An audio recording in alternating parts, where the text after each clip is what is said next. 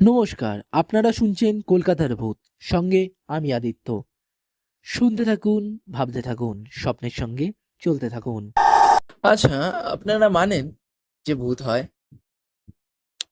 বোধহয় আপনারা কেউ মানেন না, আবার কেউ মানতে পারেন, কারণ কারোর সঙ্গে ঘটতেও পারে।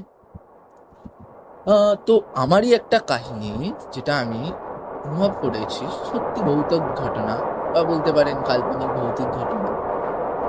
লোকে বলেন না, স্বপ্নে দেখা সব জিনিস মিথ্যে হয় না, আবার স্বপ্নে দেখা সব জিনিস সত্যিও হয় না। তাই আমি নিজের কিছু অনুভব যেগুলো স্বপ্নে দেখেছি সেগুলো আপনাদের সঙ্গে কাল্পনিক বা সত্যি ভৌতিকভাবে আপনাদের সঙ্গে শেয়ার করতে চাই। আমার আদিত্যর গলায় শুনবেন নতুন গল্প। শিয়ালদা থেকে আমি যখন সোদপুরে আসছিলাম, তখন একদিন আস্তে আস্তে ঠিক